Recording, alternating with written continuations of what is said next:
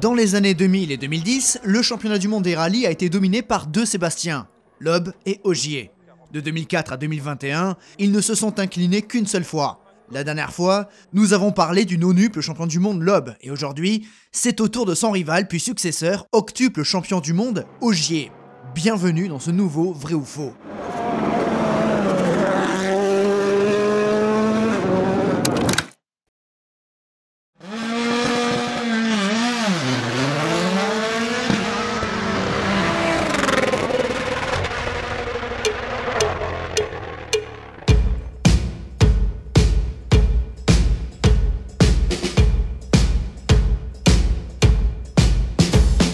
Petit rappel avant de commencer, inutile de me proposer des facts vrais ou faux sur Sébastien Ogier en commentaire de cette vidéo, parce que vous êtes en train de regarder la vidéo en question. Certains sont fait avoir, alors je préfère recadrer. Le thème du prochain vrai ou faux sera dévoilé en fin de vidéo.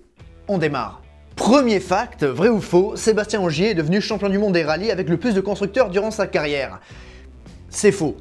Vrai et faux. On commence bien.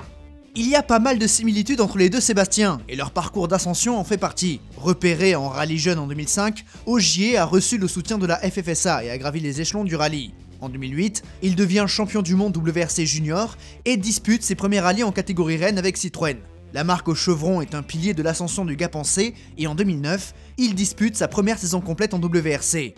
Pendant 3 saisons, Ogier se construit et évolue vite vers le haut de la hiérarchie. Au point d'être candidat au titre en 2011, mais ça, on en parle après. Fin 2011, Sébastien quitte Citroën pour rejoindre le programme Volkswagen, ce qui l'éloigne du WRC le temps d'une saison. Une saison de travail de l'ombre pour que la marque allemande débarque dans de bonnes conditions en 2013. Et vous savez quoi? Ça marche plutôt bien. Ce n'est pas compliqué, Sébastien Ogier et Julien Ingrassia écrasent le championnat en remportant 9 victoires et prennent logiquement le titre de champion du monde avec en prime le record de points inscrits sur une saison. Ogier, Ingrassia, Volkswagen, c'est une belle histoire. Avec la Polo Air WRC, l'équipage français marche sur l'eau. Il confirme en 2014, 2015 et 2016. Alors quadruple champion du monde, le français va devoir trouver un nouveau challenge car Volkswagen se retire. Vini, Vidi, Vici, arrivederci. Ogier rebondit donc chez Ford avec M-Sport, structure semi-privée donc, et on se dit que le français aura du mal à conserver sa couronne mondiale. Et effectivement, c'est moins flamboyant, moins dominateur, mais pas moins efficace. Malgré une sortie au Monte-Carlo, Ogier parvient à s'imposer pour sa grande première avec Ford. Durant sa saison 2017, Sébastien n'est pas en mesure de s'imposer lors de chaque rallye, mais il inscrit des points à chaque fois. En fait, il n'abandonne qu'à une seule reprise à l'occasion du rallye de Finlande. Mais sinon, il est toujours dans le top 5 et souvent sur le podium. Grâce à sa régularité et à sa très belle gestion de championnat, Ogier conserve la couronne et prend le titre avec un deuxième constructeur. Ça encore, d'autres l'ont déjà fait.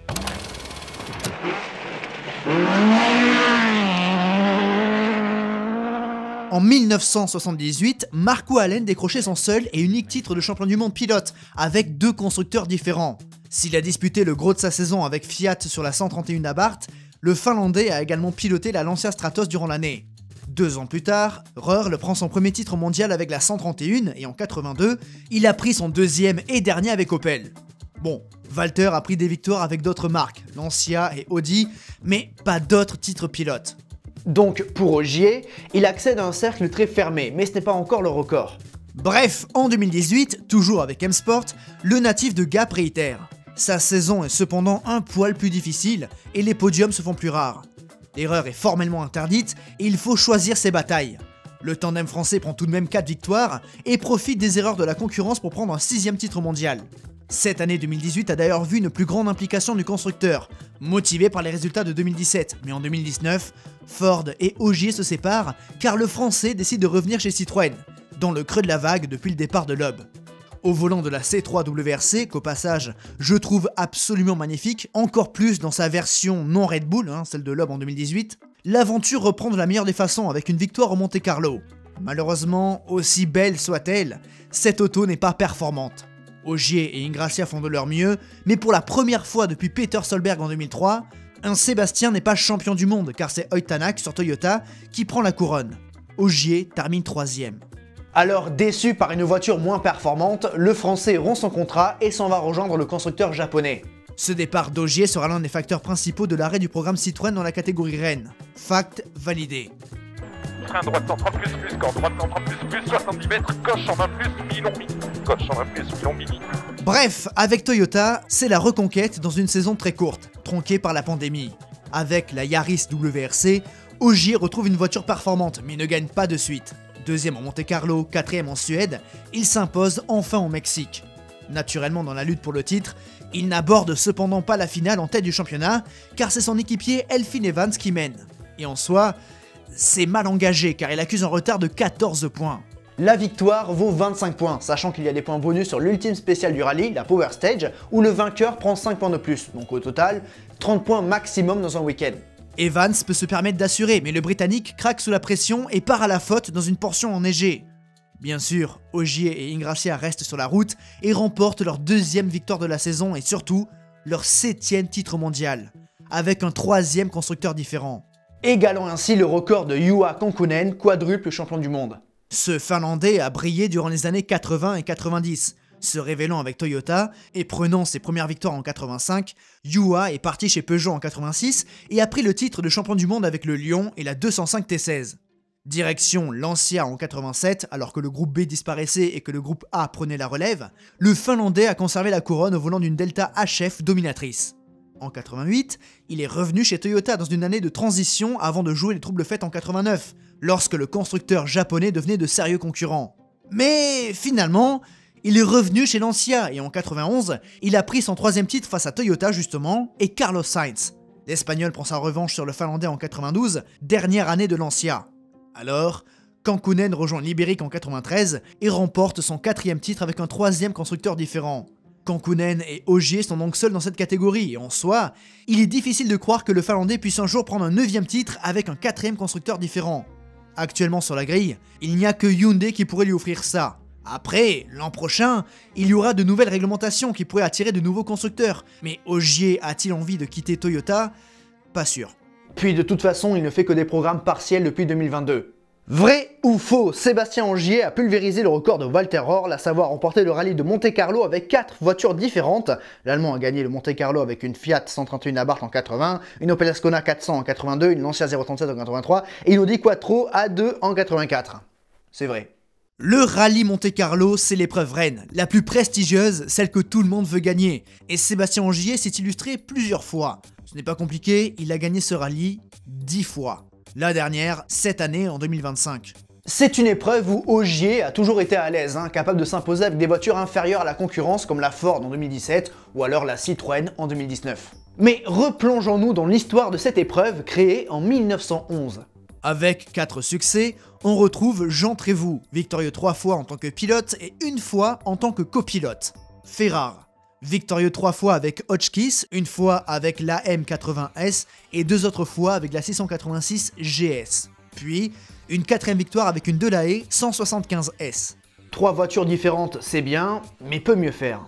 Bon, toujours avec 4 succès, on retrouve Sandro Munari. L'Italien a pris sa première victoire en 72 avec la Lancia Fulvia, puis ses 3 autres en 75, 76 et 77 avec la Stratos. Donc 2 voitures. Pour le moment, Jean Trévoux est devant. Puis on a Walter Röhrl, pilote de légende et grand amateur de l'épreuve Monte-Carlo. L'Allemand s'est donc imposé pour la première fois en 80 avec une Fiat 131 Abarth, avec rien de moins qu'une avance de 10 minutes sur le deuxième, Bernard Darniche. En 1982, Walter remporte de nouveau cette épreuve, mais cette fois-ci avec l'Opel Ascona. Puis en 83, il écrit l'histoire avec son succès sur la Lancia 037. Une victoire qui a vu le constructeur italien usant de méthodes frôlant l'illégalité avec du sel, des coups de pelle et des changements de pneus en pleine spéciale. Mais ça a payé et Röhrl a pris une 3e victoire. Sa 4e et dernière a donc lieu en 1984 alors qu'il découvrait l'Audi Quattro. Encore une fois, Walter a fait fort car il devait s'adapter à sa nouvelle monture et à la transmission intégrale. Mais Röhrl fait partie des meilleurs pilotes de rallye de l'histoire et il a battu Stig Blomqvist et Hannu Mikkola, ses 2 équipiers déjà habitués à l'auto. Mais avec 8 victoires, nous avons Sébastien Loeb. Victorieux pour la première fois en 2002, mais pénalisé pour changement de pneus hors zone réglementaire, l'Alsacien a pris une 2e première victoire au Monte-Carlo en 2003, avec la Xara WRC. Rebelote en 2004 et 2005. Après une défaite en 2006, Loeb et Elena découvrent la C4 WRC en 2007 et reprennent la couronne. Il confirme en 2008 avant que l'épreuve ne disparaisse du championnat du monde des rallyes. Cette dernière réapparaît en 2012 et Loeb retrouve la victoire à 2 reprises avec la DS3. C'est 6e et 7e succès au Monte-Carlo. Puis, en 2022, l'Alsacien surprend tout le monde avec la Ford Puma Rally 1 et lutte face à Ogier pour s'imposer une 8e fois dans ce rallye. Le tout avec une 4e voiture différente. Donc dans le fact, il manquait Loeb, mais je le compte vrai parce que Ogier a fait mieux. Durant la période où le Monte-Carlo était absent du WRC, l'épreuve avait quand même lieu et faisait partie du championnat IRC. En gros, la 2e division du rallye, et en 2009, avec sa Peugeot 207 S2000, Sébastien Ogier et Julien Ingrassia ont inscrit leur nom au panthéon de cette course. Fact validé. 5 ans plus tard, avec la Polo R, l'équipage français renouait avec la victoire au Monte-Carlo. 2e voiture. Bon, il domine année après année, 2014, 2015, 2016 et 2017 avec la Ford Fiesta. 3e voiture. 2018 puis 2019 avec la Citroën C3 WRC. 4e voiture, le record d'horreur légalé. Puis, après la défaite de 2020 où Thierry Neuville s'est imposé, Ogier a retrouvé la plus haute marche du podium à domicile avec la Yaris en 2021. 5e voiture différente, le record d'horreur est battu. Bon, est-ce qu'on compte l'évolution de la Yaris en 2023 avec l'hybride? À vous de me dire. Bon, après, 5 à 4, c'est pas tant pulvérisé que ça, mais c'est battu. Vrai ou faux, Sébastien Ogier a gagné au moins une fois tous les rallyes WRC qu'il a participé dans sa carrière. C'est faux. Et elle passe, et 40 mètres, 330 victoire de rail, 330 victoire de rail, 150 mètres. Attention à 330 micro rail, 330 micro rail. Sébastien Ogier fait partie des pilotes les plus victorieux du WRC. Actuellement, à l'heure où je tourne cette vidéo, le Gapençais a remporté 62 épreuves dans le championnat du monde, ce qui le classe 2e derrière son aîné Loeb et largement devant Marcus Gronholm et ses 30 succès. Le premier a donc eu lieu au Portugal en 2010. Depuis sa première apparition en WRC, le championnat du monde en 2008 au Mexique, Ogier en a un total de 194 départs répartis sur 30 rallyes différents. Et sur ses 62 victoires, Ogier s'est imposé sur 19 événements différents. Ou 20, vous allez voir. Première épreuve où Ogier ne s'est pas imposé, l'Irlande. Bon, il a disputé ce rallye qu'une seule fois et c'était en 2009, durant sa première saison complète. Il a terminé 6e à presque 11 minutes du vainqueur Sébastien Loeb.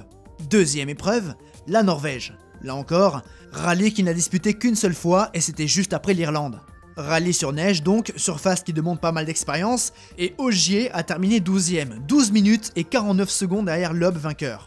Le rendez-vous qui suivait la Norvège en 2009, c'était le rallye de Chypre. Épreuve récurrente dans les années 2000, mais qui se tenait pour la dernière fois de son histoire en 2009, et Ogier a abandonné.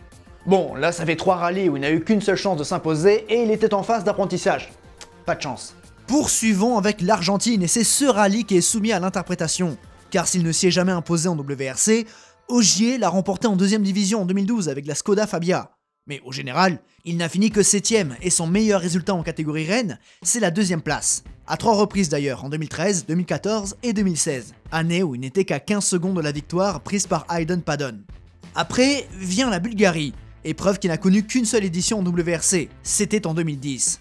Victoire de Loeb devant Sordo, Solberg et Ogier 4e à 2 minutes de la tête. Puis vient le Chili, épreuve apparue en 2019 et remportée par Hut Tanak devant la Citroën du Français. 23 secondes les séparaient. Cette épreuve est revenue en 2023 après la pandémie, mais Ogier n'y était pas. En revanche, en 2024, oui, mais ça s'est mal passé car Sébastien est parti à la faute. Ensuite, nous avons le rallye d'Ypres.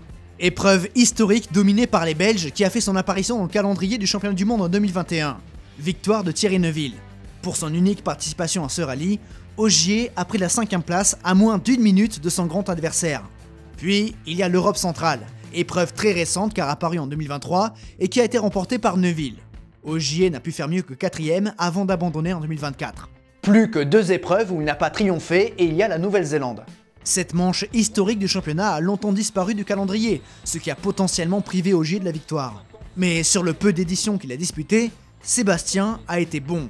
Tout d'abord en 2010 où le Français a pris la 2e place à seulement 3 secondes de Jari-Matti Latvala. Puis cette épreuve est revenue en 2022, mais c'est Rovanperä qui a pris la victoire avec 34 secondes d'avance sur le Français, de nouveau 2e. Et enfin, dernière épreuve où Ogier n'a jamais triomphé, la Lettonie. Épreuve du championnat d'Europe dans les années 2010 qui a fait une apparition en WRC l'an dernier et qui a été remportée par Rovanperä devant Sébastien Ogier. Encore. Voilà pour les non-victoires de Sébastien. Vrai ou faux, Ogier a donné un titre pilote à Loeb à cause des consignes d'équipe de Citroën? Alors, non, mais il a dû aider. Sébastien Ogier est donc arrivé en WRC en 2009 à temps complet avec le Citroën Junior Team. Très vite, il est monté en puissance et a rejoint l'écurie officielle en 2010, à temps partiel et à temps plein en 2011. Et il s'est heurté à de la politique. Le fer de lance de Citroën, c'était Sébastien Loeb, l'homme des succès de la marque au chevron, invaincu au championnat depuis 2004. Loeb, en plus d'être un grand pilote, c'est une image de marque et comme tous les grands champions, il a de l'importance hors de la voiture. Cela dit, en 2010, l'Alsacien est plus sur la fin que sur le début, et même s'il garde une place de choix en interne, Citroën prépare l'avenir. La saison 2010 se passe d'ailleurs très bien pour Loeb qui remporte 8 des 13 rallyes de la saison, ainsi que son 7e titre mondial. A ses côtés, Dani Sordo n'était pas au niveau malgré 5 podiums, et durant la saison, Ogier est monté en puissance. 3e au Mexique, 2e en Nouvelle-Zélande, et 1er au Portugal, sa première victoire en WRC. Le tout avec une confrontation directe lors de la super spéciale face à Loeb. Tout un symbole, et l'Alsacien a dû se contenter de la 2e place. Par sa régularité dans le top 5, Ogier figurait parmi les prétendants au titre, mais bon, l'écart avec Loeb était trop grand. Puis, au Japon, il s'est offert une 2e victoire avant de trébucher sur les 3 dernières épreuves. Mais la saison 2010 était très bonne, et il a été promu dans le team officiel en 2011. Et là, ça va s'envenimer. Déjà, la relation entre les deux hommes est un petit peu compliquée. 2 égos, bien sûr, et puis surtout, on a le jeune qui aspire à prendre la place du leader. Chose que Loeb ne veut pas, naturellement. La saison 2011 va donc être compliquée en interne chez Citroën, et la première explication a lieu au Mexique. Au-dessus du lot, les Sébastiens dominent et se livrent une bataille fratricide pour la victoire. Puis, il y a l'histoire du balayage. Sur ce type de surface, ouvrir la route n'est pas nécessairement une bonne chose, parce que bon, tu tapes vraiment la merde, hein, littéralement. Donc c'est compliqué, tu perds un petit peu de temps. Et pour éviter ça, Loeb a pris volontairement une pénalité. Comme ça, pour la 3e journée, c'est Ogier qui ouvre la route. Bon, Loeb n'est pas le premier à utiliser cette combine, mais c'est clair que ça fait grincer des dents. Alors, l'équipe passe une consigne et demande à l'aîné d'assurer la 2e place. Bien sûr, aucun ne veut lâcher, Loeb continue d'attaquer. Ogier finit par commettre une erreur et l'Alsacien s'impose. Citroën avait un doublé dans la poche, ça finit par une simple victoire. Déjà, l'opposition entre les deux pilotes Citroën passe un cap. En Grèce, nouvelle discorde entre les deux pilotes. Nous sommes à la moitié de la saison et Loeb est en tête, sauf que les deux Sébastien ne sont pas seuls. Avec sa Ford, Mikko Hirvonen met la pression. Au rallye d'Acropole, les deux hommes se livrent une nouvelle bataille fratricide, mais cette fois-ci, c'est Ogier qui l'emporte. Loeb s'agace et dénonce le fait qu'il n'y ait pas eu de consigne d'équipe. Ouais, c'est une belle stratégie d'équipe. Hein. Ouais, non, mais ils me font un peu rire dans l'équipe en ce moment. Là, donc, non, c'est une belle stratégie. Et, en plus, ce qui me fait plaisir, c'est que dans le doute, on favorise plutôt Ogier que moi qui suis en tête du championnat. Donc, c'est une bonne nouvelle pour la journée. De bonnes informations pour la suite. Alors, le plus jeune lui rappelle ce qu'il en a fait au Mexique. Par presse interposée, les deux pilotes se piquent. Puis vient le rallye d'Allemagne, rallye que Loeb domine depuis 2002. L'Alsacien vient de prolonger et Ogier reçoit finalement la consigne de laisser Loeb devant, mais ce dernier crève dans le dernier jour et la jeune pépite prend une nouvelle victoire. Première défaite de l'Alsacien dans ce rallye, fact validé. Puis c'est la première fois qu'il perd sur asphalte depuis le Monte Carlo en 2006. Il y a de quoi être tendu en effet. À ce moment-là de la saison, alors qu'il ne reste que 4 épreuves, les deux Sébastien ont 4 victoires chacun. Mais au championnat, Ogier compte tout de même 25 points de retard sur l'équivalent d'une victoire non bonifiée. Hirvonen est en embuscade 11 points derrière le natif de Gap. Est-ce qu'il y aura des consignes ou est-ce que vous allez discuter avec Ogier, avec vos patrons? Je sais pas. Honnêtement, j'en sais rien. On verra bien ce que l'équipe décidera. Comme d'hab, Seb va pleurer, va dire « Ah, il faut des consignes, sinon je me fais embêter par mon petit coéquipier. » Et donc voilà ce qui va se passer. Ce rallye d'Allemagne est donc un tournant dans la saison car Citroën n'a pas apprécié les commentaires de leur jeune pépite à l'encontre de Loeb. La politique s'en mêle et cette histoire aura raison de l'association Ogier-Loeb. En Australie, le gars pensait à une chance de revenir dans le match car son équipier part en tonneau. C'est là qu'il peut renverser la situation, mais 2 spéciales après Loeb, il part à son tour à la faute. Hirvonen remporte ce rallye. Juste après cette manche, il annonce rejoindre le programme Volkswagen. La suite s'écrit en France, en Alsace, mais à domicile, Loeb est victime d'une casse moteur et renonce. Nouvelle opportunité pour Ogier qui s'impose et revient à seulement 3 points de Loeb et Hirvonen. S'il n'y avait pas eu Hirvonen dans l'équation, peut-être que Citroën aurait finalement laissé ses pilotes se disputer la couronne lors des 2 dernières manches, mais là, il fallait faire un choix. Choix rendu plus facile par les futurs respectifs des deux hommes. Loeb reste quand Ogier part. Alors, les consignes sont maintenues. En Espagne, l'Alsacien réagit comme il se doit, tandis que son équipier est victime à son tour d'un ennui moteur. Comme ça, pas de jaloux. Loeb s'impose et le titre se joue en Grande-Bretagne. Épreuve qui voit les 3 premiers du championnat partir au tas. D'abord Ogier, puis Hirvonen, et enfin Loeb durant une liaison. Assez cocasse. Au moins, le plus jeune des Sébastien n'aura pas eu à lever le pied une nouvelle fois, et clairement, cette saison a laissé des traces. Donc, pour répondre aux facts, oui, il devait l'aider, mais finalement, il ne l'a pas tant aidé, puisqu'en Allemagne, il gagne en dépit des consignes. Bref, aujourd'hui, les deux pilotes se nouent en profond respect mutuel, même s'ils ne sont pas amis. Vrai ou faux, Sébastien Ogier a dû rouler 1 an en catégorie S2000, équivalent du WRC2 aujourd'hui, avec une Skoda Fabia en attendant que Volkswagen soit prêt en 2013. C'est vrai, dans la carrière de Sébastien Ogier, l'année 2012 est assez particulière. Il vient de quitter la maison Citroën pour Volkswagen qui ne va débarquer qu'en 2013. Alors, en attendant, il roule avec une Skoda Fabia S2000, l'antichambre du WRC. Aujourd'hui, le WRC2. Skoda engagé sous le nom officiel Volkswagen. C'est cocasse. Non inscrit au championnat de 2ème division, Ogier écrase tout de même la concurrence. S'il abandonne au Monte-Carlo, il remporte 10 des 12 rallyes auxquels il participe et inscrit suffisamment de points en général pour prendre la 10e place en WRC. Pas mal avant de dominer pendant 4 saisons sur sa Polo. Vrai ou faux, Ogier est le seul champion du monde de WRC à avoir gagné un championnat du monde avec une voiture privée. C'est faux. En 2017, Sébastien Ogier a donc réalisé l'exploit de prendre les titres mondiaux avec une écurie privée, en l'occurrence le team M-Sport de Malcolm Wilson, engageant des Ford Fiesta. On l'a vu tout à l'heure, 2 titres remportés grâce à une belle régularité et gestion, mais Ogier n'est pas le seul à avoir réalisé cet exploit. En 2006, la Citroën Xara n'était pas directement engagée par le constructeur qui s'était retiré du championnat, laissant alors l'exploitation de ses bolides à l'écurie belge Kronos. Bon, un petit peu comme M-Sport, c'était une structure semi-privée. Mais le premier pilote de l'histoire du WRC à remporter un titre avec une voiture privée, c'était en 1981 avec Harry Vatanen. Pour son seul et unique titre en championnat du monde des rallyes, Harry était au volant d'une Ford Escort RS 1800 avec David Richards comme copilote pour la structure du cigarettier Rossmann. Et cette aventure est quelque part la genèse de l'écurie ProDrive de David Richards, justement. Notez que cette année-là, en 1981, Rossmann comptait dans ses pilotes Malcolm Wilson. Tout est lié. Vrai ou faux, en 2013, avec Volkswagen WRC, Sébastien Ogier est devenu le 3e pilote français à gagner le rallye de Finlande après Didier Auriol et Sébastien Loeb et Julien Gracia, le 2e copilote français à gagner le rallye de Finlande. C'est vrai. 350, 5 cordons, 120 mètres derrière, 241 bons, pour un job à fond face, 120 mètres, droite 150, 80 mètres 5, 228 pilons, 30 mètres après les ciel, 208 pilons, 30 mètres. Comme dit dans le vrai ou faux sur Sébastien Loeb, la Finlande est une épreuve à part. Extrêmement rapide et bosselée, les locaux ont souvent l'avantage. Créée en 1951, la victoire n'a échappé aux Finlandais qu'à 4 reprises entre 51 et 89. 4 victoires prises par des Suédois, donc toujours des Nordiques. En 1990, Carlos Sainz réalise l'exploit de s'y imposer et en 92, Didier Auriol devient le premier Français à remporter le rallye des 1000 lacs. Pour qu'un tricolore s'y impose de nouveau, il faut attendre 2008 et Sébastien Loeb au terme d'un duel acharné face à Mikko Hirvonen.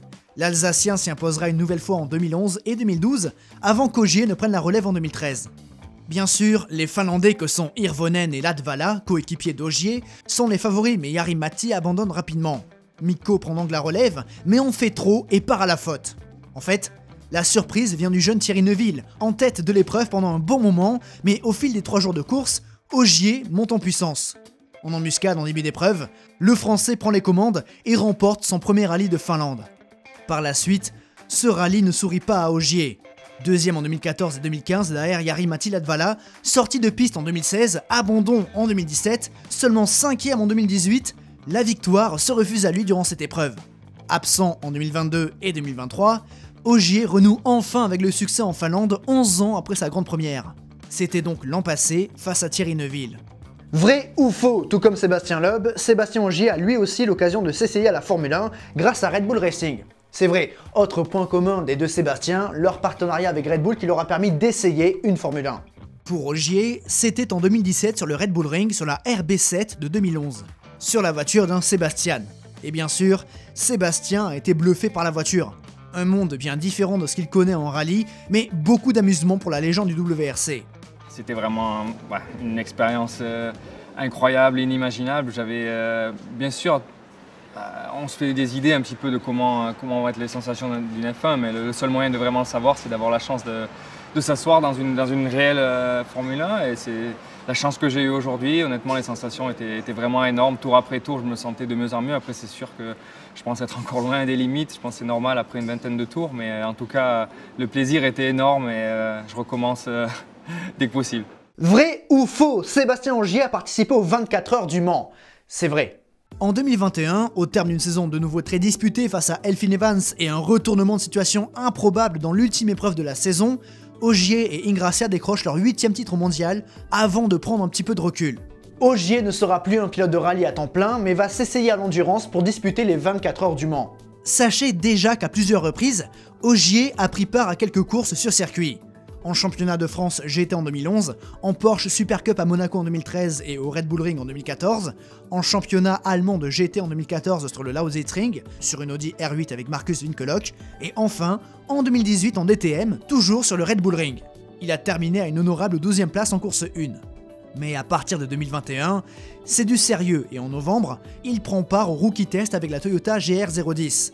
En 2022, il reprend le volant de cet hypercar lors de tests privés en Aragon avant de rejoindre la structure de Richard Mille en LMP2 sur une Oreca 07 en compagnie de Lilou Wadou et de Charles Milesi. Bien sûr, Ogier doit s'adapter. Le circuit, c'est bien différent du rallye et les performances de l'octuple champion du monde sont correctes. Surtout que Milesi est une sacrée référence à ses côtés. Malheureusement, les faits de course à Sebring, première épreuve de la saison, ne sont pas à leur avantage. Mais ça se passe mieux à Spa où le trio français termine 8e.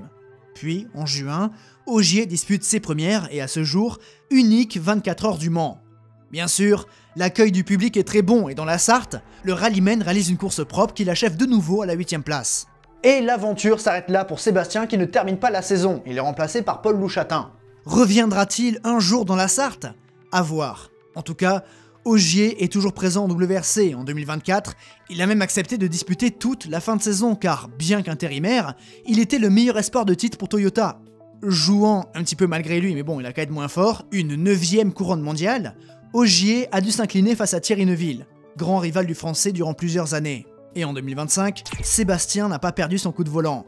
Désormais associé à Vincent Landais, dont la voix ressemble à s'y méprendre à Julien Ingrassia, Ogier a remporté son 10e rallye de Monte-Carlo. À l'instar de l'autre Sébastien, il est une légende vivante du rallye et l'un des meilleurs pilotes de l'histoire de cette discipline. Souvent, on confronte les deux Sébastien et je trouve que c'est un petit peu dommage. Les deux ont leurs défauts, les deux ont leurs qualités, mais surtout, les deux sont des monstres du sport automobile. Deux immenses champions qui ont écrit quelques-unes des plus belles pages de l'histoire de leur sport. Bref, le thème du prochain vrai ou faux, ce sera, je vous rappelle d'abord les règles, marquez hashtag vrai ou faux, comme ça s'affiche en bleu, je le vois de suite, hein, je pense que vous avez compris à force, mais je préfère le rappeler. Le thème du prochain vrai ou faux, ce sera sur l'Indy 500. Ouais, on entre dans une période tout à fait, enfin pas de suite, mais bon, le mois prochain, on va entrer dans une période absolument géniale de l'année en sport automobile avec l'Indy 500, Monaco et Le Mans. Donc voilà, l'Indy 500, vos facts. C'est moins connu en Europe et en France du coup, parce que la France est en Europe, donc je vous laisse écrire vos facts et ce sera sympa de se pencher dessus. Bref, j'espère que cette vidéo vous a plu, c'est le cas, vous savez quoi faire sur la plateforme. Merci de m'avoir écouté jusqu'ici, sur le côté gauche de l'écran, les noms de ceux qui ont décidé de rejoindre la chaîne, mais merci beaucoup. Mais surtout, n'oubliez jamais le plus important, oui je me suis un petit peu mélangé, c'est de continuer d'aimer le sport auto. À la prochaine, des bisous.